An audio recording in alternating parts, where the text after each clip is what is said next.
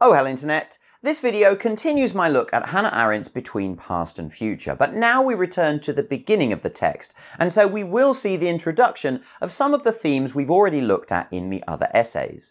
The preface of the book, titled The Gap Between Past and Future, is an introduction to the essential problem that Arendt addresses with the whole book, the break in the thread of tradition and the gap in time that is revealed beneath. The first line of the preface is a quote from René Char, French poet and renowned member of the Resistance. "Our heritage was left to us without testament." This is apparently intended to capture the gist of what 4 years in the Resistance had come to mean to a whole generation of European writers and men of letters, and Arendt says that this is an especially strange aphorism, but she will go on to dismantle it and several others at some length. On that note, this preface is perhaps a little more rhetorical than the essays which follow, more intended to stand as a story and a picture of our situation rather than a serious investigation. This contrast of style, a story versus an investigation, is something that bears upon the gap itself, but it's also of note that in this preface, more so than in the following essays, Arendt is engaging in some, shall we say, literary hermeneutics, and so she's being more poetic perhaps than analytic. Char's quote refers to what the sense of a post-war France meant to those individuals who had literally taken it upon themselves to bring it into being. Arendt speaks of how those people were thrust into the responsibility of constituting the public space of the thing which was free France. However, she notes, it did not last long. After a few short years, they were liberated from what they had originally thought to be a burden and thrown back into what they now knew to be the weightless irrelevance of their personal affairs, separated from the world of reality by the sad opaqueness of a private life centered on nothing but itself. And if they refused to go back to their most indigent behavior, they could only return to the old empty strife of conflicting ideologies which, after the defeat of the common enemy, once more split the former comrades in arms into innumerable cliques which were not even factions, and to engage them in the endless polemics and intrigues of a paper war. They had lost their treasure. As always, I must point out that sometimes even those bits I've left out in the abridging may address subtle nuances of the situation that come across as rhetorical flourishes in the prose. This is part of the difference of style mentioned above, but in this essay, which is supposed to function as a summary, I cannot linger on every detail. The core here, though, is that after being relieved of their burden as freedom fighters, these people had nonetheless lost something referred to as a treasure. And Arendt seeks to connect this loss in some way with the loss of tradition in the modern age. Arendt tries to assess what this treasure was to those that had it and concludes that it is in two interconnected parts. First, that he who joined the resistance found himself, that he ceased to be in quest of himself without mastery, that he could afford to go naked. And then two, in this nakedness, they had been visited for the first time in their lives by an apparition of freedom. They had become challengers, had begun to create the public space between themselves where freedom could appear. What had been lost then is the conviction that one was acting and that one's actions had purpose. This was not a new loss. Arendt says that the history of revolutions could be told in parable form as the tale of an age-old treasure which appears abruptly and disappears again under mysterious conditions. There exist many reasons to believe that the treasure was never real but a mirage. Unicorns and fairy queens seem to possess more reality than the lost treasure of the revolution. Arendt suggests that one clue that the treasure was never real was that it never had a name, although oddly she goes on to suggest that it had two names in the 18th century, public happiness in America and public freedom in France. Arendt says that this is academic though, because these names were long since forgotten and lost even before the treasure itself had disappeared. So how does she know them then? However, we could argue with Arendt here and say that a proper exploration of these ideas could hold the key to re-establishing some idea of tradition. But for now, let's move on with her case that, however that may be, it is the namelessness of the treasure to which the poet alludes when he says that our inheritance was left to us by no testament. The testament is that which wills past possessions for a future. without testament, or, to resolve the metaphor, without tradition, which indicates where the treasures are and what their worth is, there seems to be no willed continuity in time, and hence, humanly speaking, neither past nor future. I think this is a fairly critical quote in understanding the task which lies before us. Arendt is identifying the emergence of modernity as a crux point in history, most clearly seen in the aftermath of some of the most terrible and tragic disasters of history. And we face this point of change alone because of a lack of testament, a lack of something from the past to be willed for a future. And without it, we are left with only a sempiternal change of the world and the biological cycle of living creatures in it. What we see here is the contrast between the story of humanity, which can only survive with some connection to past and future, and the brute state of animals in a biological process. And yes, this is a rather hyperbolic reading of the term, but Arendt's rhetoric does invite that, I feel, especially when she continues like this. The loss of the treasure was consummated by oblivion. That loaded sentence is provocative in its starkness. Arendt goes on to call it a failure of memory of all those living. For remembrance is helpless outside a pre-established framework of reference, and the human mind is only rarely capable of retaining something that is altogether unconnected. Different generations may forget for different reasons, but the thing that is lost is the framework of reference that we need, a story, and stories are only stories after they are complete. The point of the matter is that the completion eluded them, and without this thinking completion after the act, without the articulation accomplished by the remembrance, there simply was no story left to be told. This is not a new phenomenon, and Arendt compares Char's aphorism with Tocqueville a century earlier. Since the past has ceased to throw its light upon the future, the mind of man wanders in obscurity. But there is one more literary reference that Arendt wishes to introduce and considers even more important. The only exact description of the predicament is to be found in one of those parables of Franz Kafka, which are real parabolae thrown alongside and around the incident, like rays of light which possess the power of X-rays to lay bare its inner structure. But before we relate the parable, we must say a few words about Arendt's choice of language there. She refers to Kafka's parable as a parabole, from the Greek for comparison. This word derives not only parable, but also parabola, the mathematical structure that curves alongside and around a certain focus. It is also connected, tangentially, to the word that means to expose oneself or take a risk. Parables are often taken as a means to expose a certain aspect of a problem that requires elucidation. But what is this parable? Kafka writes, "He has two antagonists. The first presses him from behind, from the origin. The second blocks the road ahead. He gives battle to both. To be sure, the first supports him in his fight with the second, for he wants to push him forward. And in the same way, the second supports him in his fight with the first, since he drives him back. But it is only theoretically so, for it is not only the two antagonists that are there, but he himself as well, and who really knows his intentions? His dream, though, is that sometime in an unguarded moment, and this would require a night darker than any night has ever been yet, he will jump out of the fighting line and be promoted, on account of his experience in fighting, to the position of umpire over his antagonists in their fight with each other." Arendt says that the parable picks up where Char and Tocqueville left off, with what happens at or around a certain pivotal moment.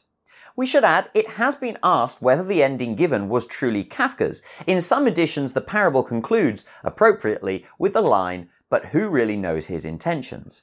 Let us take this rendition at its word, however, and Arendt's interpretation that he seeks a real change in his position. Kafka's fight begins when the course of action has run its course, and when the story which was its outcome waits to be completed in the minds that inherit and question it. The task of the mind is to understand what happened, and this understanding, according to Hegel, is man's way of reconciling himself with reality. Its actual end is to be at peace with the world. The trouble is that if the mind is unable to bring peace and to induce reconciliation, it finds itself immediately engaged in its own kind of warfare. This abstract line presents the idea that after every great event in history, or for that matter even after every minor event, stock must be taken and the story must be told. This is a mental struggle, but the real-world incidents that reflect this problem of the mind began earlier at the turn of the 20th century in existentialism. For existentialism is primarily an escape from the perplexities of philosophy into the unquestioning commitment of action. However, those who were then called to action found that they could only discover themselves in that time of upheaval, and so the revolution came to play the role which was once played by eternal life. It saves those that make it. And we should take note of the implications of replacing eternal life with eternal revolution. This is the kind of thinking which leads to the black hole of radicalism, whether that be radical revolution or radical conservatism. But let us move on. Arendt notes that existentialism did not arise when the philosopher saw that they could not solve humanity's political problems. It did not arise when they saw that they could not even properly interpret historical reality. But it arose slightly later, when it began to dawn upon modern man that he had come to live in a world in which his mind and his tradition of thought were not even capable of asking adequate, meaningful questions, let alone of giving answers. In this predicament, action, with its involvement and commitment, seemed to hold out the hope, not of solving any problems, but of making it possible to live with them without becoming a hypocrite. Sadly, it has emerged that in the human condition, avoiding hypocrisy entirely is impossible. But, we tell ourselves, at least we are doing something, we are acting, and we use that to salve our conscience. Arendt suggests that at this moment in history, we should take the psyche of humanity, metaphorically speaking, and insofar as it can be considered a unity, as a mind that has been forced to turn full circle, not once but twice. First, when he escaped from thought into action, and then again, when action, or rather having acted, forced him back into thought. The appeal to thought rose in the odd in-between period, when not only the later historians, but the actors and witnesses, the living themselves, became aware of an interval in time which is altogether determined by things that are no longer and by things that are not yet. This is the nature of all crises of modernity. Our thoughts have led us into taking actions, including actions which have universally been judged to be righteous, and yet the results of those actions have forced us to consider a new form of thought, sometimes a thought which appears to undermine the very actions which raised that thought in the first place. Arendt casts this as a recurrent theme in history, and one which heralds these moments of crisis, but none has ever been greater than the many-headed crisis of modernity that we now face. Having drawn this comparison with the field of battle, we may now return to Kafka. The story, in its utter simplicity and brevity, records a mental phenomenon. The forces of the past and the future clash, and he, if he wants to stand his ground at all, must give battle to both. Let us set up the situation that Arendt, through Kafka, is presenting to us. She casts the past and the future as antagonists, and their forces are enacted on that point between them where he is to stand. It is interesting that in this case, actually it is the past that pushes forward, and the future that pushes him back. In fact, although there are three different contests to be identified here, the fact that there is a fight at all seems due exclusively to the presence of him. Time, as an abstract entity, is simply an uninterrupted flow of events, but when we experience it as an agent, it is fractured by this thing we call the present, or rather, as Arendt puts it, time is not a continuum, it is broken in the middle at the point where he stands, a gap in time which his constant fighting keeps in existence. Only because man is inserted into time, and only to the extent that he stands his ground, does the flow of indifferent time break up into tenses, each focused on the particle or body that gives them their direction. The gap between past and future is born out of consciousness and action. But Arendt is not yet done with the metaphor of this battle, claiming that Kafka's intended meaning supports a further shift in perspective. In what follows, Arendt is walking a tightrope with the proper use of the physical analogy, and she clearly knows it, saying that all of this is metaphorical and not physically rigorous. Please keep that in mind. Kafka retains the traditional metaphor of a rectilinear temporal movement. He has barely enough room to stand, and whenever he thinks of striking out on his own, he falls into the dream of a region over and above the fighting line. And what else is this dream and this region but the old dream which Western metaphysics has dreamed from Parmenides to Hegel of a timeless, spaceless, suprasensuous realm as the proper region of thought? Kafka does not state, but rather, according to Arendt, he implies a second dimension to the metaphor, a dimension of thought, an ideal realm where he can strike out on his own. This happens when the presence of the man causes the two incoming forces to deflect, and by definition, they must deflect into a second dimension. And so, the gap where he stands is, potentially at least, no simple interval, but resembles what physicists call a parallelogram of forces.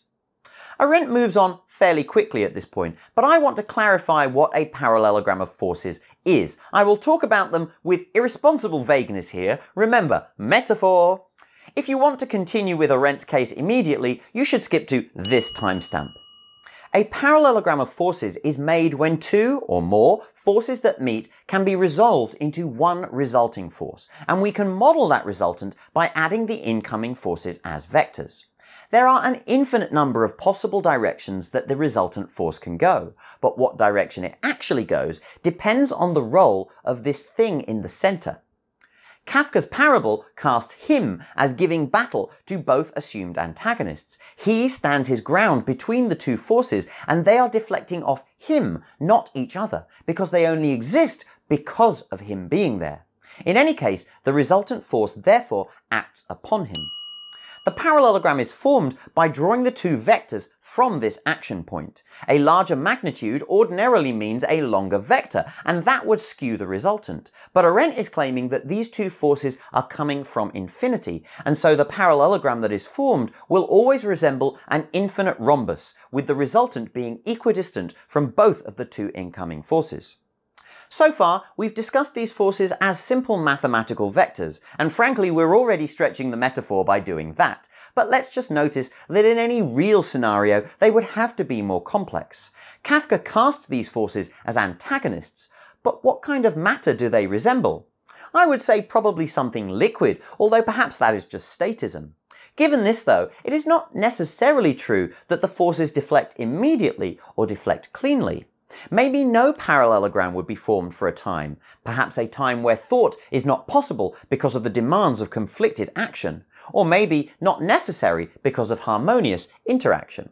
The resultant, however, will eventually emerge, but depending on what past and future are made of, so to speak, the nature of this shift will be different.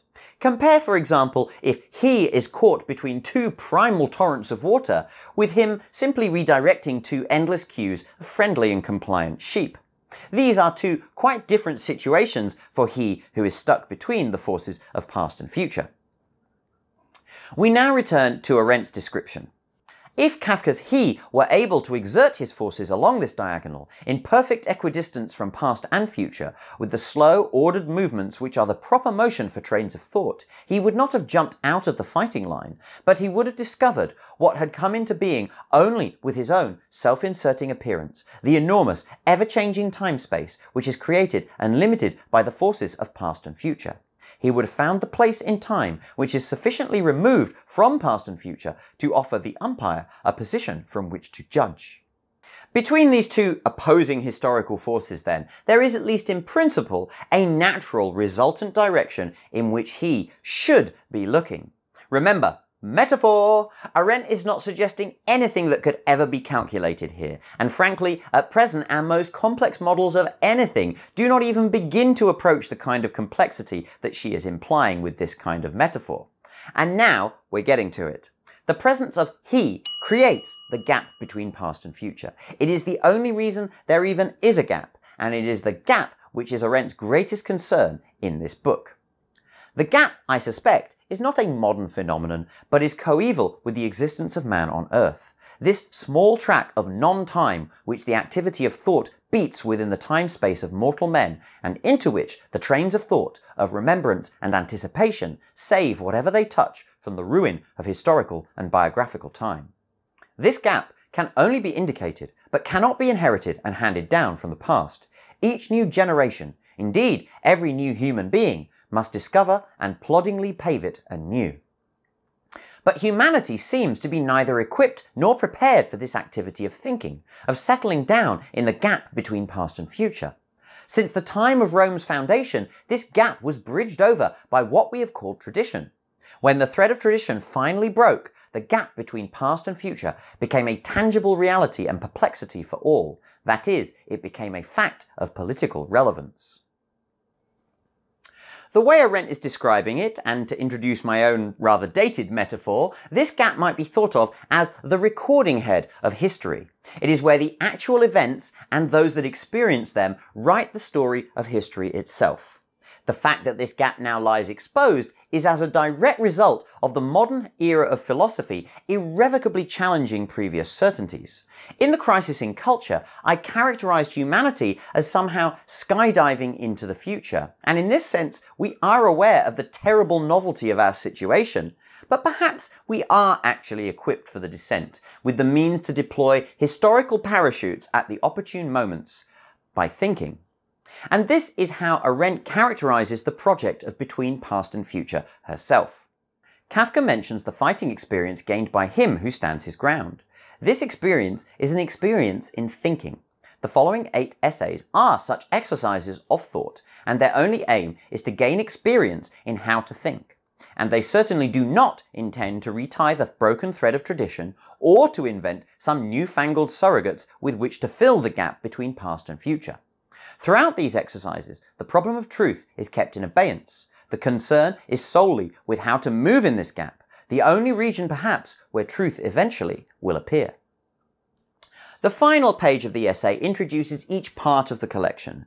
Broadly speaking, the first 4 essays are more abstract and philosophical, while the latter half of the book, while still philosophical, aims to exercise thought on 4 topical problems which face humanity at this stage in history.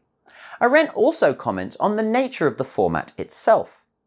It seems to me that the essay as a literary form has a natural affinity to the exercises I have in mind.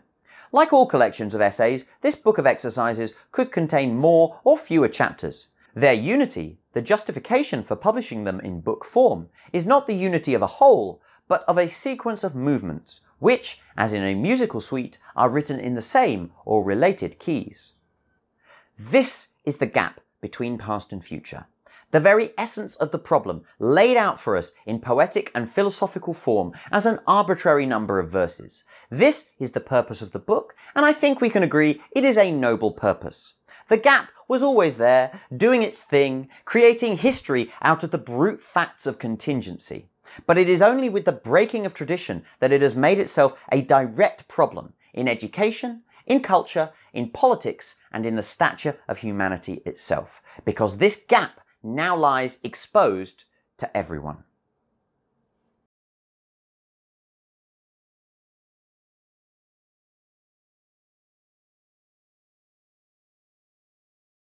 Alright, I've mentioned it in other videos, but this is perhaps another good time to address Arendt's use of the word he.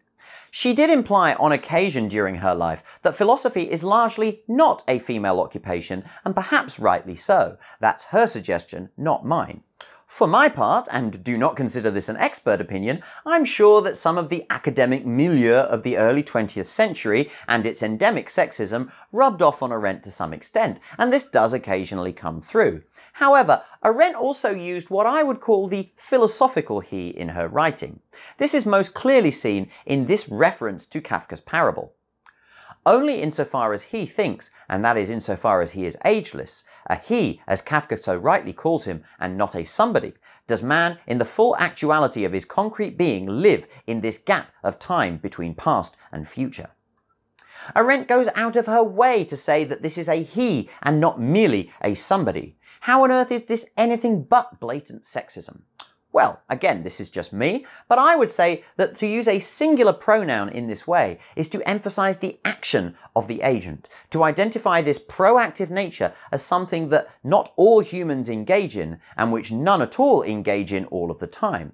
Thus, he is gender neutral in this context, because English is not equipped, like some other languages, with a singular neutral pronoun to function in this way.